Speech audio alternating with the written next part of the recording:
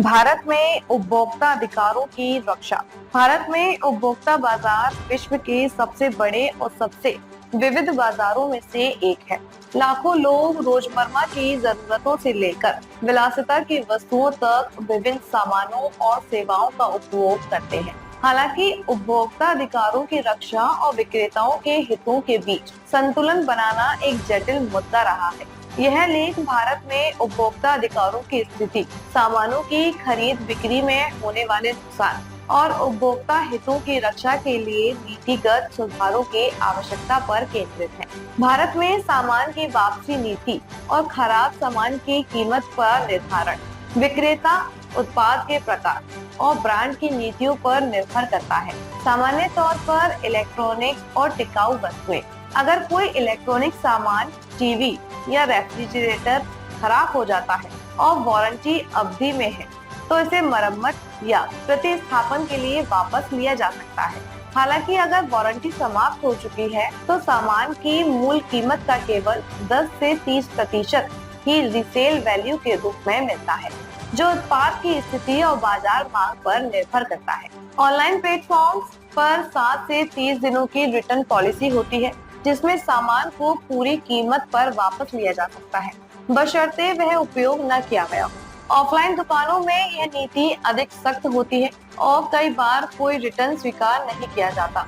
अगर सामान खराब है, तो उपभोक्ता संरक्षण अधिनियम 2019 के तहत इसे वापस करने या प्रतिस्थापन का अधिकार है। लेकिन व्यवहार में विक्रेता अक्सर रिफंड देने से बचते हैं और मरम्मत या क्रेडिट नोट की पेशकश करते हैं।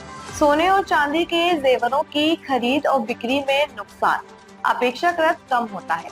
सोने की कीमत वैश्विक बाजार दरों पर आधारित होती है और बिक्री के समय केवल मेकिंग चार्ज और कुछ करों का नुकसान होता है।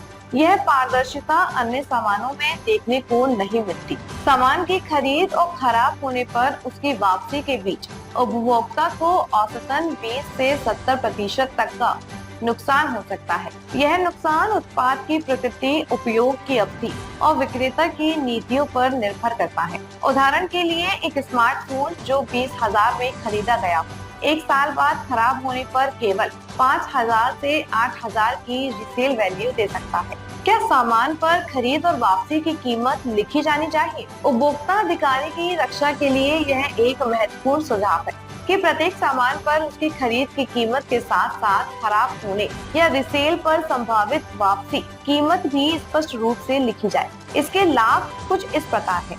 उपभोक्ता को सामान की वास्तविक लागत या उसके दीर्घकालिक मूल्य का अंदाजा होगा। उपभोक्ता यह तय कर पाएंगे कि क्या कोई सामान खरीदना उनके लिए आर्थिक रूप से उचित है। विक्रेता मनमानी कीमतों पर सामान वापस लेने से बचेंगे, क्योंकि लिखित नीति उनकी जवाबदेही बढ़ाएगी। ऐसी नीति से उपभोक्ताओं का बाजार पर भरोसा बढ़ेगा, जो अर्थव्यवस्था के लिए भी लाभकारी है। हालांकि इस नीति को लागू करने में चुनौतियां भी हैं। हर उत्पाद की रीसेल वैल्यू को मानकीकृत करना मुश्किल है, क्योंकि यह उपयोग, बाजार मांग और तकनीकी प्रगति पर निर्भर करता है। छोटे और मध्यम विक्रेता ऐसी नीति का विरोध कर सकते हैं, क्योंकि यह उनके लाभ मार्जिन को प्रभावित करेगा। सरकार को ऐसी नीति को लागू करने के लिए व्यापक नियामक ढांचे की आवश्यकता होगी। सोने और चांदी के जेवरों की खरीद और बिक्री में नुकसान कम होने के कारण यह है कि उनकी कीमत वैश्विक बाजार दरों पर आधारित होती है और यह एक मानकीकृत प्रणाली है। अगर इस तरह की पारदर्शी और मानकीकृत नीति को अन्य सामानों पर लागू किया जाए, तो उपभोक्ताओं को निम्नलिखित लाभ होंगे। प्रत्येक सामान की न्यूनतम रिसेल वैल्यू तय की जा सकती है, जो उपभोक्ता को आर्थिक सुरक्षा प्रदान करेगी। उपभोक्ता को सामान के खराब होने या अनुपयोगी होने पर उचित मूल्य वापस मिलेगा। विक्रेता कम गुणवत्ता वाले सामान बेचने से बचेंगे, क्योंकि उन्हें रिसेल वैल्यू की गारंटी देनी होगी। हालांकि सभी सामानों पर ऐसी नीति लागू करना चुनौतीपूर्ण है, क्योंकि सोने चांदी जैसे कीमती धातुओं पर तुलना में अन्य सामानों की कीमत और मांग में अधिक उतार चढ़ाव होता है। फिर भी कुछ सामानों के लिए न्यूनतम रिसेल वैल्यू की गारंटी लागू की जा सकती है। विक्रेता अधिकारों की अधिक रक्षा क्यों? भारत में उपभोक्ताओं अधिकारों की तुलना में विक्रेता अधिकारों की अधिक रक्षा होने के कई कारण हैं। भारत में कई छोटे और मध्यम विक्रेता हैं जो अपनी आजीविका के लिए लाभ मार्जिन पर निर्भर हैं। सरकार और नीति निर्माता इन्हें आर्थिक रूप से सुरक्षित रखने के लिए लचीली नीतियां बनाते हैं। उपभोक्ता संरक्षण अधिनियम 2019 के बावजूद इसकी प्रभावी लागू करने में कमी है। उपभोक्ता शिकायतों का निपटारा धीमा और जटिल है। उपभोक्ता अक्सर अपने अधिकारों से अनजान होते हैं, जिसका फायदा विक्रेता उठाते हैं। इसके परिणाम स्वरूप विक्रेता लगातार लाभ कमाते हैं, जबकि उपभोक्ता को बार बार आर्थिक नुकसान उठाना पड़ता है। यह स्थिति उपभोक्ता अधिकारों के साथ एक प्रकार की लूट ही है, क्योंकि उपभोक्ता को ना तो उचित जानकारी मिलती है और ना ही उचित मुआवजा। उपभोक्ता अधिकारों की रक्षा के लिए सुझाव उपभोक्ता अधिकारों को मजबूत करने और विक्रेता उपभोक्ताओं संतुलन को बेहतर करने के लिए निम्नलिखित कदम उठाए जा सकते हैं। प्रत्येक सामान पर उसकी न्यूनतम रिसेल वैल्यू और रिटर्न पॉलिसी स्पष्ट रूप से लिखी जाए। यह विशेष रूप से टिकाऊ वस्तुओं और इलेक्ट्रॉनिक्स के लिए लागू हो। सरकार और गैर सरकारी संगठनों को उपभोक्ता के बारे में जागरूकता बढ़ानी चाहिए। स्कूलों और कॉलेजों में उपभोक्ता शिक्षा के पाठ्यक्रम का हिस्सा बनाया गया। उपभोक्ता संरक्षण अधिनियम 2019 को और प्रभावी बनाने के लिए त्वरित शिकायत निवारण तंत्र विकसित किए जाए। उपभोक्ता अदालतों की संख्या और दक्षता बढ़ाई जाए। सोने चांदी की तरह कुछ सामानों के लिए न्यूनतम रिसेल वैल्यू की गारंटी दी जाए। विक्रेताओं को खराब सामान की पूरी जिम्मेदारी लेने के लिए बाध्य किया जाए। इसके लिए दंडात्मक उपाय लागू किए जाएं।